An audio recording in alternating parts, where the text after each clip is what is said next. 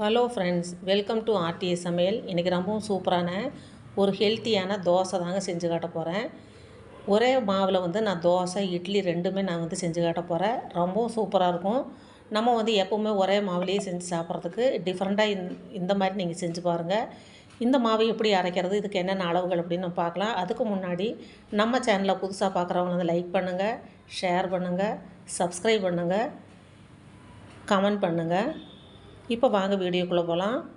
இதுக்காக நான் 2 டம்ளர் மக்காச்சோளம் உடச்சது எடுத்துருக்குறேங்க. அது கூடவே அரை டம்ளர் உளுந்து, 1 டம்ளர் அரிசி ஊற வச்சு 4 மணி நேரம் ஊற வச்சு ஆட்டி நல்லா புளிக்க வச்சு இந்த தோசை ஊற்றுறேங்க.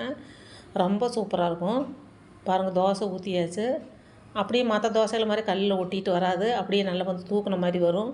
நல்லா மஞ்சள் கலரில் சூப்பராக இருக்கும். பார்க்குறக்கே ரொம்ப அருமையாக இருக்குதுங்க. ரொம்ப ஹெல்த்தியானவும் டேஸ்ட்டாகவும் இருக்கும். இதே மாவில் நான் இப்போ இட்லி ஊற்றி எடுத்துக்க போகிறேங்க. பாருங்கள், இட்லி ஊற்றி எடுத்தாச்சு. நல்லா சாஃப்டாக நல்லா பஞ்சு மாதிரி ரொம்ப சூப்பராக இருக்குங்க.